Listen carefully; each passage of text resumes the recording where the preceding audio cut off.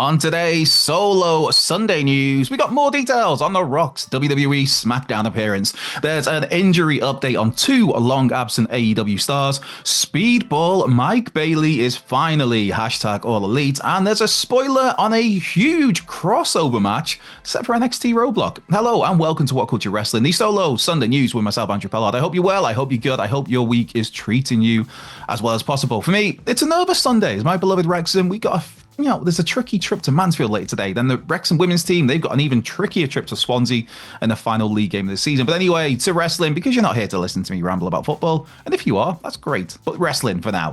Back to it and back to the great one. The people's champion, the most electrifying man in all entertainment, the final boss, Repo Man. Nah, of course, it's Dwayne, isn't it? Of course it's Dwayne. After rambling on for 25 minutes or so, switching from babyface to heel, from company man Dwayne to final boss Rock, and showing an interest in Cody Rhodes' very soul, there's now a little more detail on how Rock's SmackDown appearance came about. For fans, that Rock appearance was announced on, I believe, technically in the US, it was late Thursday night. For us in the UK, it was Friday morning we saw it. But the announcement came then, a little bit out of left field, as Rock revealed he'd be on SmackDown to make an announcement, which would, of course, be that WrestleMania 42 is heading to New Orleans. All I'm saying, you best get Ricky Starks on the card in his hometown. Mania in New Orleans, without the Stroke Daddy, without Absolute, I am not having it. But that's a whole year and change away. But focusing on the here and now, and Fightful Select has some info on this latest Rock appearance. Now, from sources close to the situation, the WWE creative team was told just a few days before SmackDown that Rock would be appearing, with this obviously coming as a shock to many in the company. Likewise, the decision to pull Cody Rhodes from the advertised six-man tag main event even, what's a main event? Who knows? But that came together very late, obviously due to plans changing for Cody once Rock decided that, yeah, I'm going to stop on by for a little bit. As for how this Rock appearance affects WrestleMania 41, now that remains to be seen. Fightful notes how Cody versus John Cena have been planned for WrestleMania since late last year, and that Roman Reigns versus CM Punk versus Seth Rollins have been planned at various points as well. Back in October, WWE Creative was planning for WrestleMania 41 under the belief that The Rock would not be available for WrestleMania. Now, following SmackDown, The Rock himself did the usual, the occasional that they do it on TVs, but normally for PLEs, the post-event media scrum, if you want to call it that. And Rock spoke there and said that, whatever's going on with him and Cody might not actually need a match. So, again, we have a lot of questions here. This once again feels like a situation of Rock deciding to come down from Rock Mountain and muddy the WrestleMania waters. If he wants to. I mean, as of now, there's no indicator on what Rock actually wants to do, but it feels like WrestleMania is again in the palm of the Great One, if he does indeed fancy lacing up his boots, which again, obviously that impacts the initially planned WrestleMania card, because Rock wants to do Rock things. So we'll see on that one. And for those wondering, no, The Rock doesn't have to follow your standard WWE scripts, which is why, of course, Dwayne threw in an F-bomb on SmackDown, just for good measure, and a few other choice words, of course. And also why he rambled on for 25 minutes, repeating himself several times and sapping the life out of that crowd. I mean, obviously, yes, they popped huge for the WrestleMania 42 announcement, but once that was done, and the more Rock went on, and the more he said the same things in slightly different ways, the more that crowd was just like, oh man, when's this going to end? All while Cody just stands in the ring with his mouth open, looking overly confused for overly long amounts of time. It was certainly a segment, and I'm a Rock fan, I'm a Cody fan, but it's like, oof, not sure what you were doing there. But right, switching gears a little from WWE to AEW, and to a couple of AEW stars who've been out of action for a pretty hefty amount of time, both of them. Those talents are Sky Blue and Killswitch. Now, for Sky Blue, she's been out of action since July after suffering an ankle injury during a collision taping. And for Luchasaurus, well, Killswitch. I will get used to that at some point. For Killswitch, it's an entirely different situation. I mean, if you remember back, Killswitch's, I'm not sure if it's his wife or his partner, found him collapsed last September. He was taken to hospital and was diagnosed with severe pneumonia, which was, a very serious situation that obviously, I mean, that threw up questions of whether Killswitch would ever be able to wrestle again. Now, thankfully, since then, there have been a few more positive updates on Killswitch, and there were rumblings last week that both Sky Blue and Killswitch have now been cleared to return to the ring. On that topic, Fightful Select has a bit of an update that notes that both talents may be close to being cleared, but that they've still not been cleared by AEW. I mean, of course, it's one thing to be cleared by your own doctor. It's very different to being cleared to AEW's medical team or WWE's medical team or TNA's or New Japan's, whatever. It's a very different situation. But it does seem, at least from this latest update, that Sky Blue and Killswitch both of them don't seem to be too far away from stepping back between the ropes. So that's some good news there.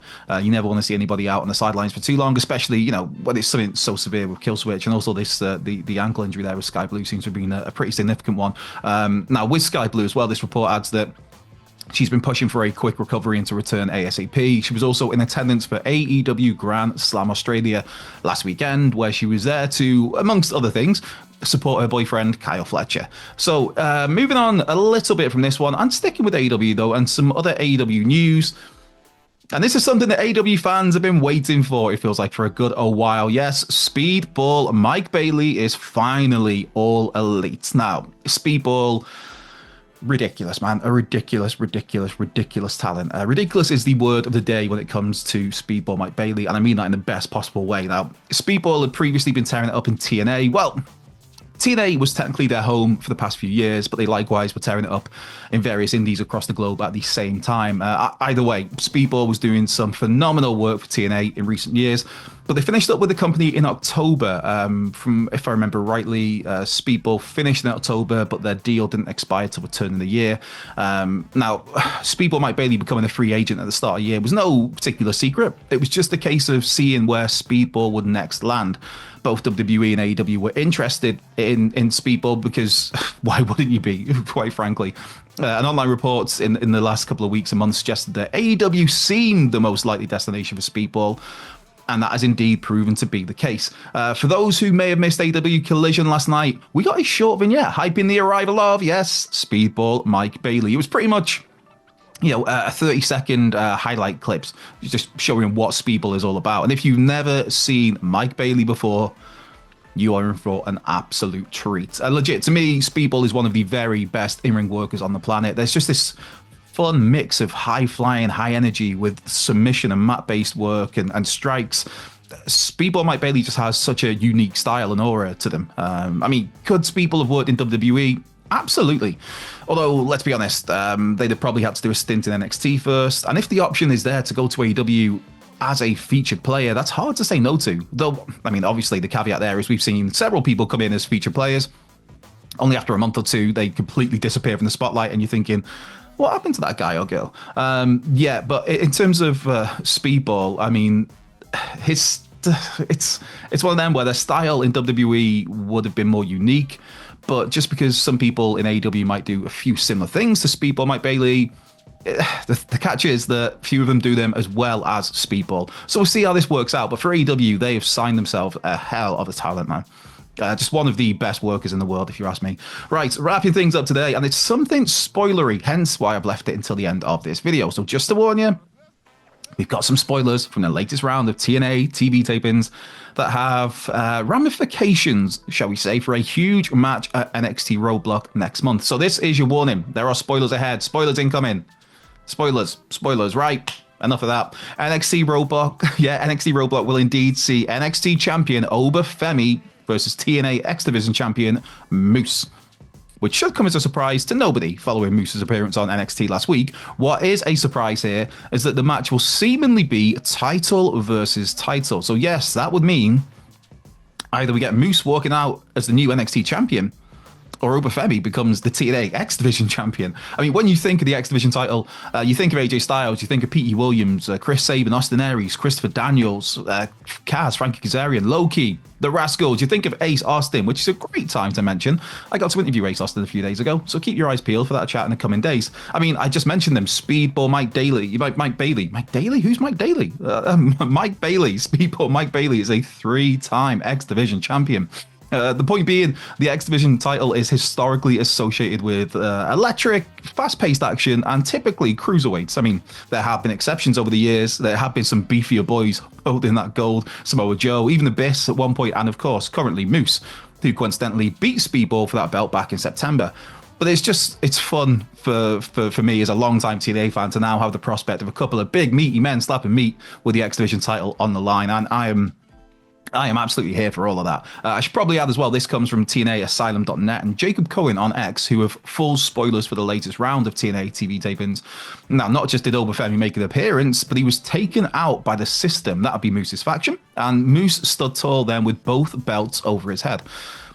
Now, could we get a screwy finish where no titles change hands at NXT Roadblock? I mean, it's possible, but that would seem like a little bit of a cop-out when you have such high stakes on the line, as in one title from TNA or NXT will end up being won by a wrestler from the other company. After Roadblock, we should have either Moose as the NXT champ, or we'll have Obafemi as the X Division champ. So let us know in the comments which of those scenarios you would prefer to see. Of course, Roadblock could end up, I guess some sort of all-out carnage where neither man wins and we get involvement from a bunch of TNA guys and a bunch of NXT guys, which could nicely dovetail into a World's End style crossover show in time for WrestleMania weekend. But that is me merely just spitballing on a Sunday morning. Either way, this working relationship between TNA and NXT, it just continues to be a really fun one. And that's about mentioning the Hardys heading to NXT, or Cora Jade on a collision course with Masha Slamovich, the TNA Knockouts champion. Plus, we've got the prospect of Moose back in NXT this coming week, where he will face Lexus King. It's a fun time, man. It's a fun time to be a wrestling fan. But then it always is, honestly. Apart from maybe those 25 minutes on SmackDown. Even as a Rock fan, it was like, go on, Dwayne. Anyway, as much as he should have wrapped that up a lot earlier, so should I. So I'm going to bid you adieu. With that, this has been WhatCulture Wrestling. This has been the Solo Sunday News. I've been Andrew Pollard. You be well, you stay safe, and I will catch you next weekend.